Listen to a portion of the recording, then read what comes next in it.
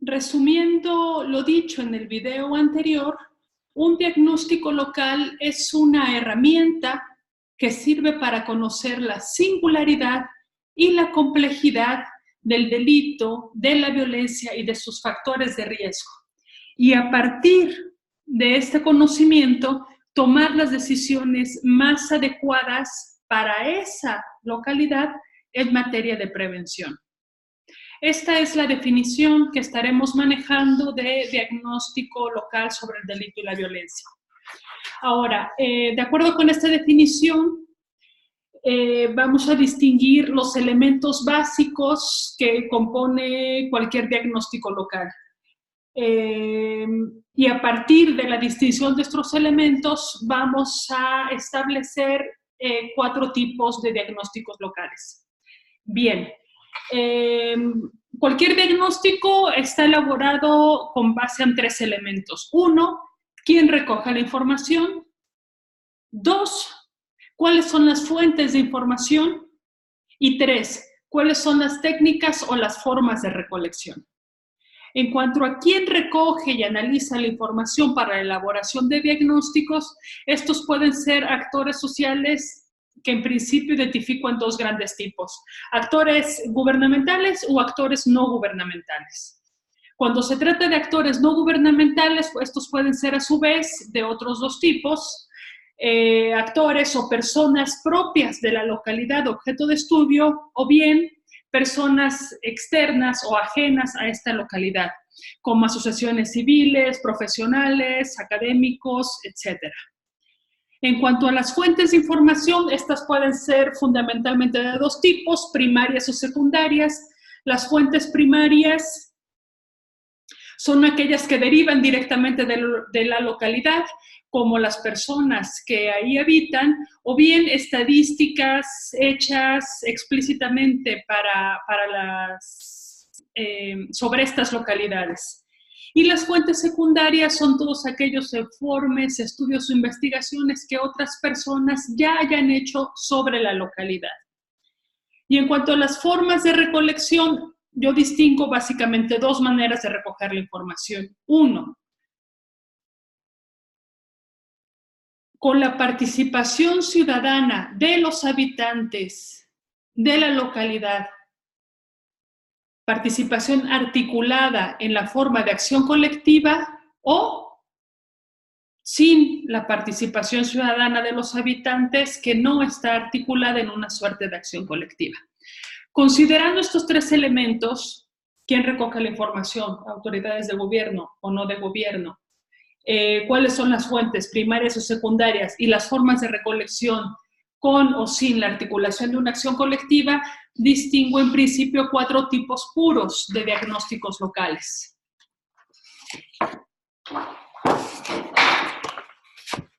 Que son estos que tenemos aquí, ¿no? En el eje horizontal puse las formas de participación de los habitantes de las localidades, que pueden ser sin buscar su acción colectiva, o que puede ser elaborar diagnósticos con el propósito de organizar y movilizar a la gente que habita ahí para conseguir un fin común, o sea, con acción colectiva. Estos los ubiqué aquí en el eje horizontal, y en el eje vertical tengo las fuentes. Abajo, fuentes primarias, que son fundamentalmente las que derivan de los habitantes de la localidad, y arriba las fuentes secundarias, que son los estudios que se han hecho sobre esas localidades, ¿no? Considerando estos 2 ejes, identifico 4 tipos de diagnósticos locales. En el primer eje tenemos un diagnóstico elaborado fundamentalmente con fuentes secundarias y sin la acción colectiva de los habitantes de la localidad, y se tratará de un diagnóstico formal o institucional. Este es el tipo de diagnósticos que suelen elaborar, por ejemplo, los órganos legislativos, que encargan a sus investigadores o a sus asesores que elaboren diagnósticos de determinados territorios, y regularmente lo hacen con fuentes secundarias, no necesariamente yendo a los territorios a entrevistar a las personas. y mucho menos buscando su organización social y política. Entonces, por eso este tipo de diagnóstico lo ubiqué en este punto. En el otro extremo, de este lado, tenemos un tipo de diagnóstico que es elaborado como una herramienta para promover la organización política y social de los habitantes de una localidad, generar formas de acción colectiva y utilizar el diagnóstico para conseguir fines, objetivos o demandas específicas. En este tipo de diagnóstico que pongo acá arriba,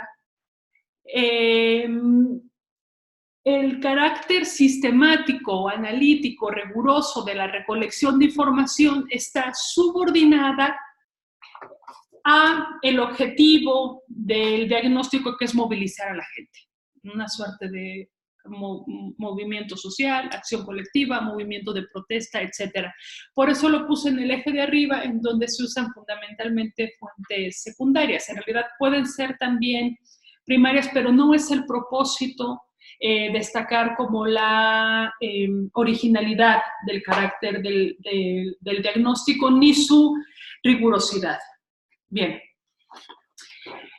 Aquí mismo abajo tenemos un diagnóstico participativo. Este es el tipo de diagnósticos que promueven, por ejemplo, Naciones Unidas o que se promueven mucho en América Latina. Se trata de un diagnóstico en donde se recurre a fuentes primarias porque se trata de que la gente participe, la gente que habita las localidades participe discutiendo y reflexionando colectivamente acerca de cuáles son los problemas que tienen en esa localidad. Y el propósito de este tipo de diagnósticos participativos es generar formas de cohesión social, capital social, eficacia colectiva, generar formas de articulación de los habitantes de la localidad que les permita hacer frente a los fenómenos del delito y la violencia. Y por último, el otro tipo de diagnóstico que identifico se ubica de este lado, que es un diagnóstico de tipo más académico y profesional. Es un diagnóstico que también recurre a fuentes primarias, pero que a diferencia del diagnóstico participativo, no tiene el propósito de generar cohesión social, capital social o eficacia colectiva en las localidades que está estudiando. O sea, el propósito de un diagnóstico académico es contar con información confiable, contar con evidencia que permita decidir cuál es la mejor estrategia de intervención para la prevención del delito y la violencia. En cambio, con un diagnóstico participativo, hablando siempre de tipos puros, el propósito es pertrechar a la localidad frente a fenómenos delictivos, generando formas de integración social como solidaridad, cohesión y una idea más de comunidad, ¿no? Bien, dicho esto, la metodología que estoy utilizando en mi proyecto de investigación que vengo a proponer aquí se ubicaría en este ámbito, en un diagnóstico de tipo más académico y profesional, porque lo que busco como investigadora es dar pasos firmes en las propuestas de prevención. Y dar pasos firmes significa recolectar información con técnicas de investigación académicas y científicas que realmente den cuenta de la complejidad del delito y la violencia en los territorios, que describan este carácter singular y particular del que hablaba en un inicio y que permitan proponer las mejores soluciones para atender los factores del riesgo asociados a estos fenómenos. Si a partir de eso se genera de manera indirecta formas de organización comunitaria que beneficien a la localidad en términos de crear formas de solidaridad, de identidad colectiva o de cohesión social, ese tendrá que ser un efecto secundario.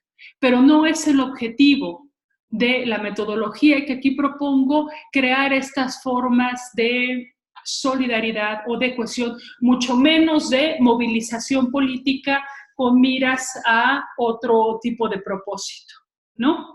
Entonces, eso no quiere decir que no se vaya a incluir la participación de los habitantes de la localidad, que no se recurra a fuentes secundarias o que no pueda haber como derivación de este diagnóstico otras formas de organización en la localidad, pero no es eso lo que estamos buscando.